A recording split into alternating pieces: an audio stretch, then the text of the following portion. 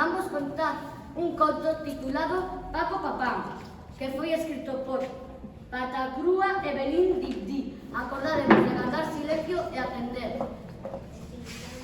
Disfrutalo.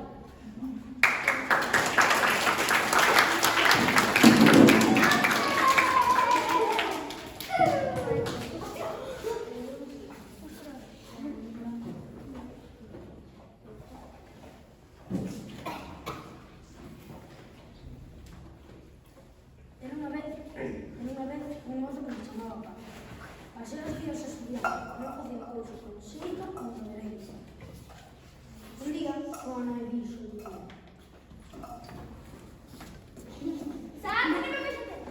mañá vas ir buscar traballo e non volverás a casa ata traer a Paco.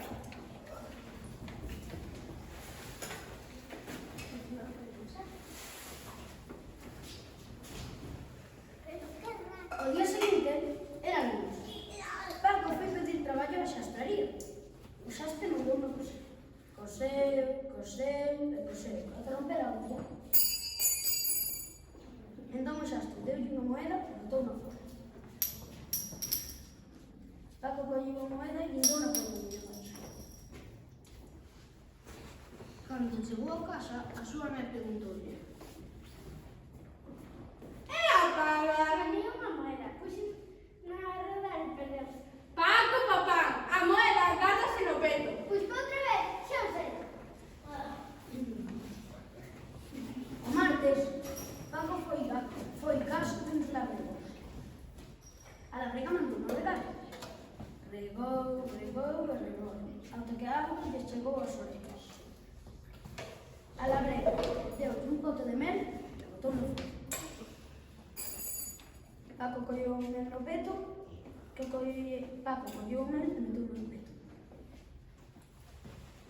Cando chegou a casa, a súa nai preguntoulle: E a paga? Gañei un bote de mel, puxen no peto e o peto chupón. Paco, papá, a moeda gádase no peto. O bote de mel traese na cabeza. Pois pa outra vez, xa o sei. O mércoles, Paco foi ao taberno. O taberneiro mandou non fregar. Fregou, ata non deixar o vaso inteiro nin sucio nin limpo. O taberneiro deu unha peza de manteiga e botou no fogo. Paco comandou a manteiga na cabeza e foise. Cando chegou a casa, a nai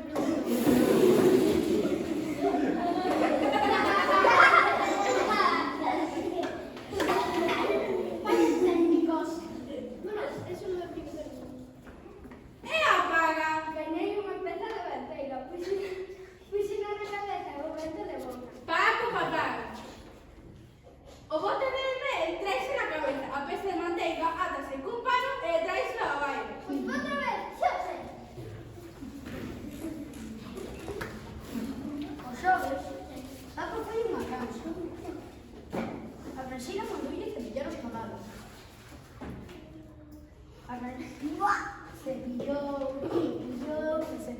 ata deixar os fracos como a palla de cinteiro. A prenseira deu unha lición de ovos e botou no forno. Paco atou os ovos cun pano e foi-nos bañando para non pescar.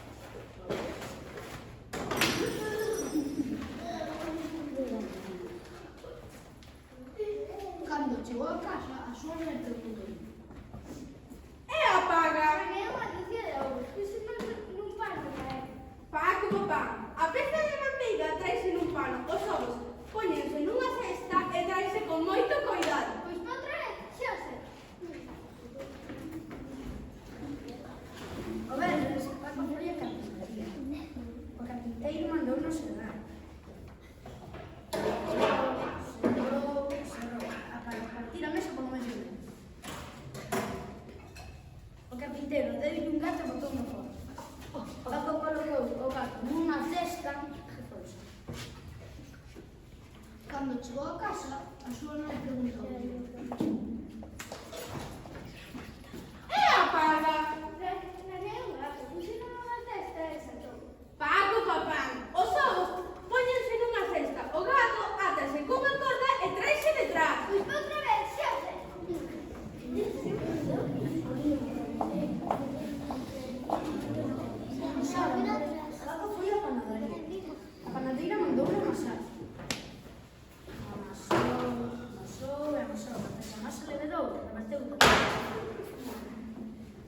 panadeira, deu un saco de fariña e botou no coche. Paco atou un saco de corpo e unha basta.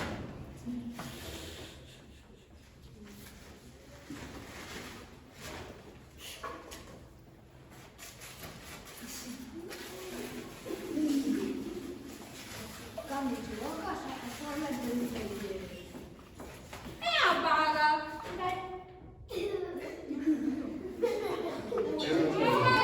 Cambiei un saco de fariña. Ateino cunha corda e os gatos comeron. Paco, papá, o gato atase cunha corda. O saco de fariña traese no lombo. Pois pa outra vez, non sei.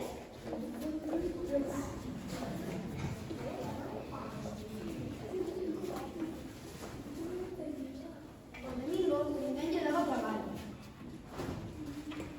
E Paco chegou á casa do enterrador na vila máis próxima.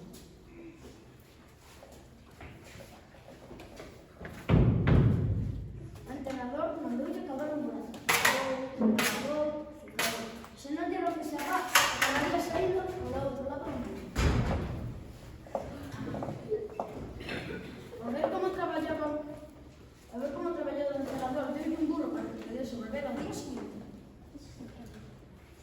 Paco montou o burro no lombo e botou a andar. O enterrador tiña unha filla que era muda dun susto. O médico non podía facer nada, a única cura era que ao ver a Paco cargando con burro patas arriba, deu quitar a risa que quedou de foto a volar con unha das cosas da boca. Entón o enterrador achegouse a Paco e dixo: O camiño é longo e cheo de perigos. Queda con nós e non perderás o burro. desde aquela, Paco Papán tivo traballo de abondo e viviu por moitos anos coa filla do enterrador.